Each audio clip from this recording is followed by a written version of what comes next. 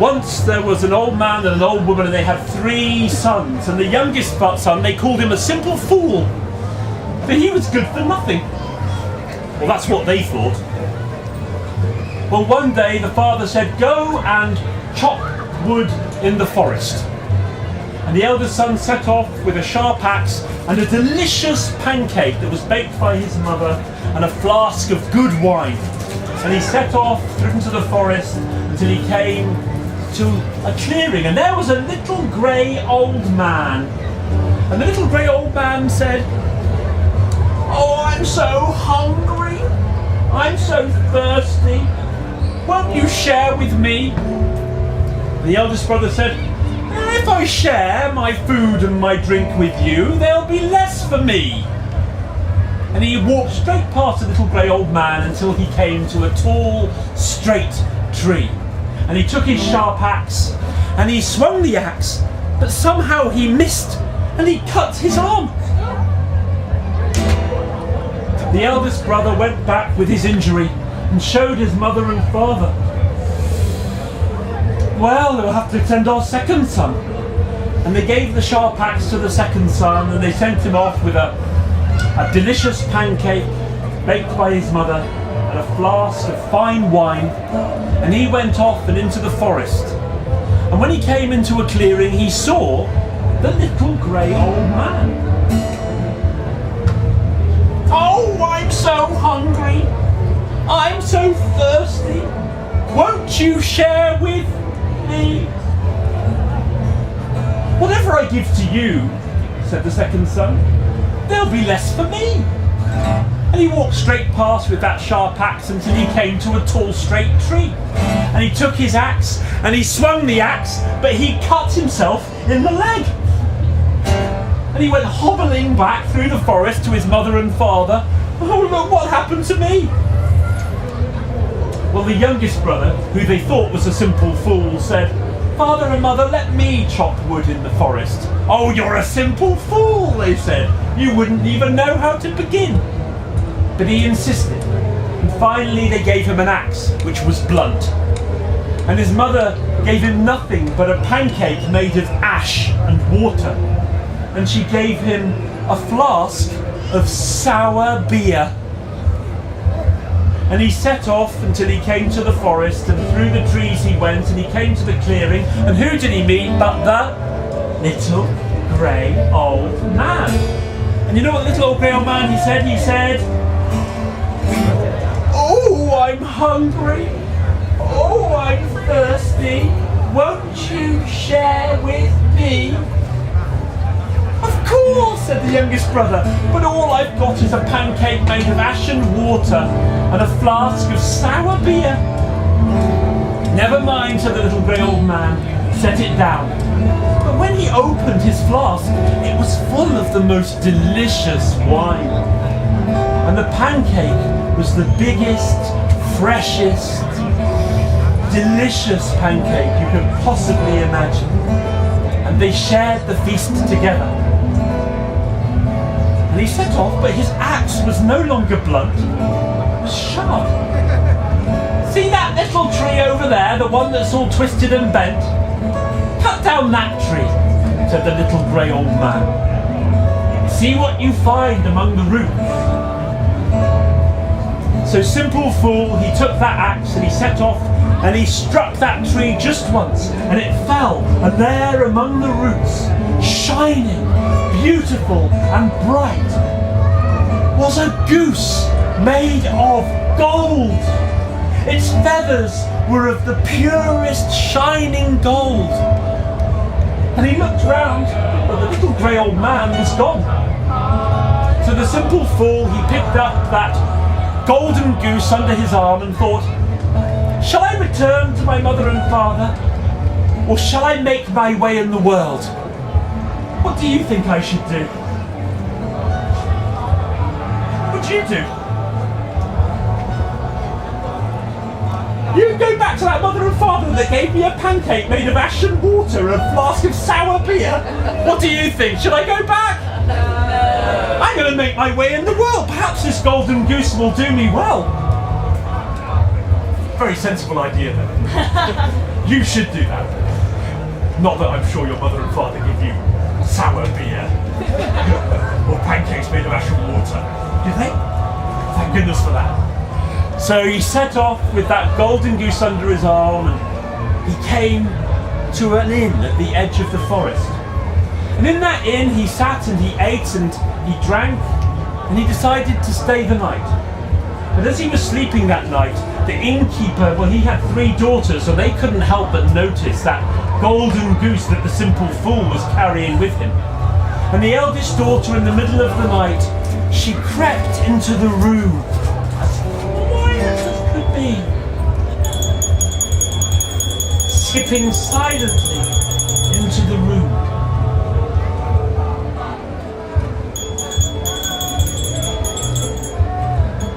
She stole up, she reached out, she took hold of the golden feather from the back of the goose, from the tail of the goose, and she began to pull. She began to pull. And she took 2 hands and she pulled harder. But the feather wouldn't come out. Oh.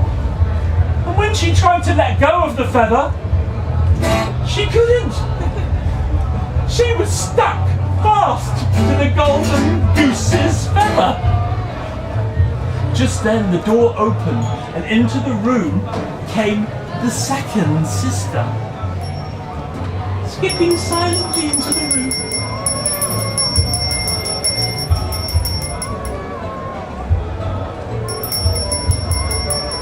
She crept up and there she found her other sister. And the 2 sisters together. Oh, what are you doing here? Before she could tell her, the second sister had grabbed her older sister by the waist to move her out the way so she could get a golden feather. And when she tried to let go, she was stuck fast to her sister. Well, just at that moment, the door opened and in came the 3rd sister, skipping silently into the room.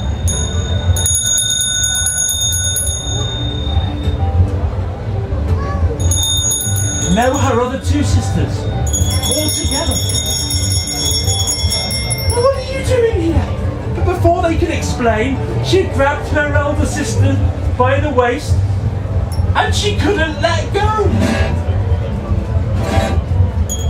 What can we do? The simple fool is bound to wake up. Well, that night they hid under the bed so as not to be discovered. And when he got up in the morning, the simple fool took the golden goose under his arm and out of the inn he went. And as he went out of the inn, he didn't even notice that behind him came 3 skipping sisters. Every time you hear 3 skipping sisters, let's hear the sound they made when they skip. Well, out they came and into the village green, and as they came across the village green, there was the local priest. "Oh," said the local priest, "what are you 3 girls doing there, the girls of my parish, following that fool with the golden goose? You shouldn't be following him at all." But they couldn't help it, they carried on skipping along, and the priest came up behind, and he took the youngest sister by her shoulders. And when he tried to let go, he couldn't. He was stuck fast. And the simple fool carried on with the 3 skipping sisters behind. And behind them, yes, came the prancing priest. Hear them all? And the prancing priest came along behind the 3 skipping sisters, and the simple fool carried on, and they went right through across a field. And as they came across that field on the way towards the city, who should they see but the farmer? And the farmer said, "Get off my land! What are you doing on my land? You shouldn't be crossing my land." But they went straight on past. There was the simple fool with the golden goose, and the 3 skipping sisters, and the prancing priest. And the farmer came and said, "You can't do this." And up behind he came and he grabbed the farmer by the shoulders. He grabbed the priest by the shoulders and he couldn't let go. And on he went, the simple fool, and behind him the three skipping sisters, and behind him the prancing priest, and behind him came the frolicking farmer.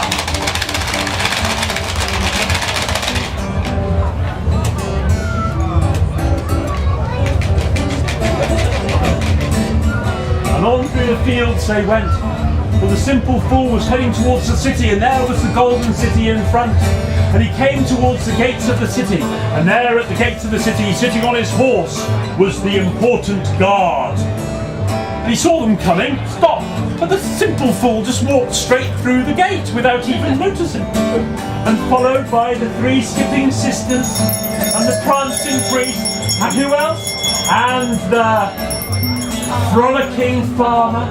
And on they came and passed through the gate, and the guard was so annoyed he got down from his horse and he came running after them, and he seized the frolicking farmer by the shoulders, but he couldn't let go. Ah! Well, on through the streets of the city came the simple fool carrying the golden goose.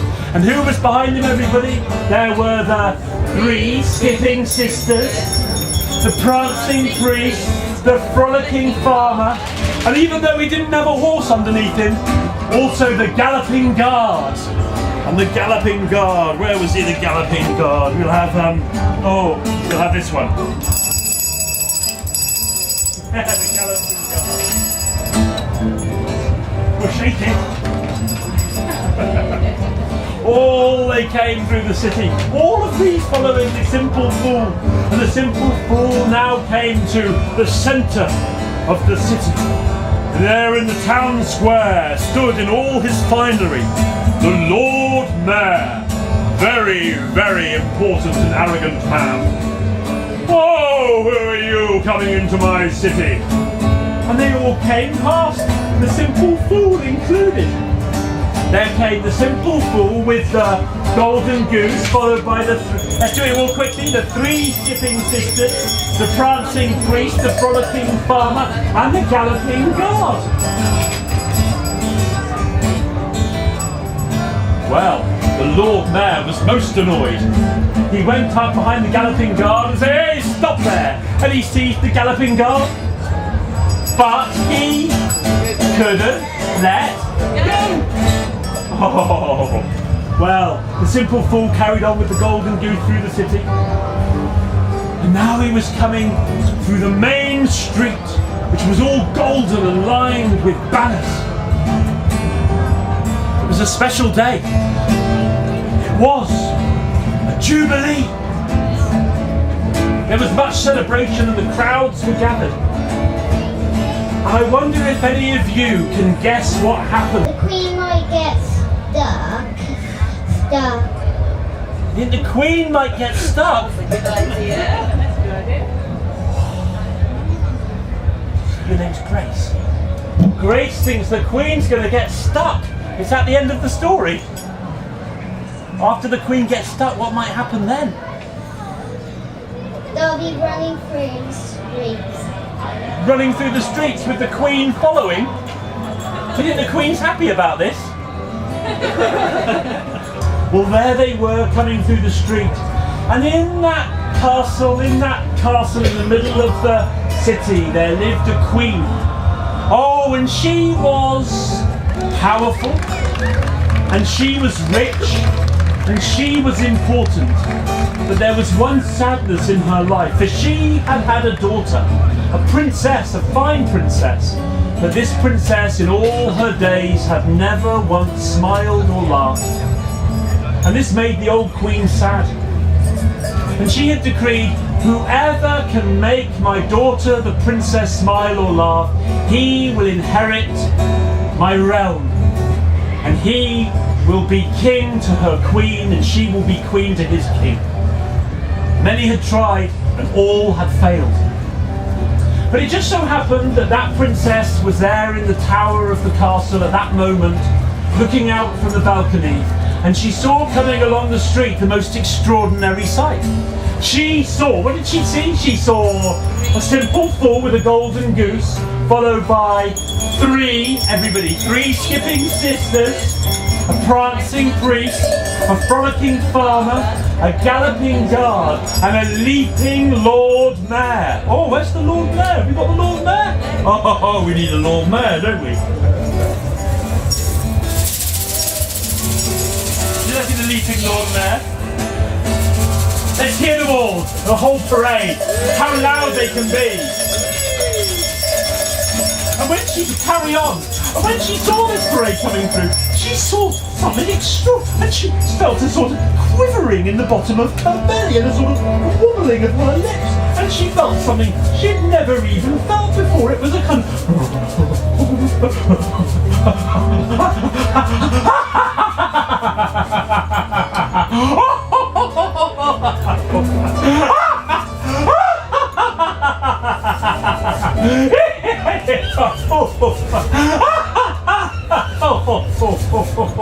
and oh God, the old queen came running up to the balcony and she couldn't believe her ears. It's my daughter, my daughter, my daughter is... I said, oh, my daughter is laughing and smiling. How wonderful, how wonderful.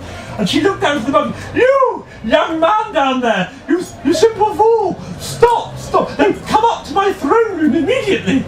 And she went running down from the balcony, taking her young daughter, the beautiful princess, because she was beautiful now, she was laughing. And they met there in the throne room, and the parade came into the grand throne room. And there they were, the three skipping sisters following the golden goose, the three skipping sisters, the dancing priest and the frolicking farmer and the galloping guard and the leaping Lord Mayor, all making a hullabaloo, woohoo, nice and loud.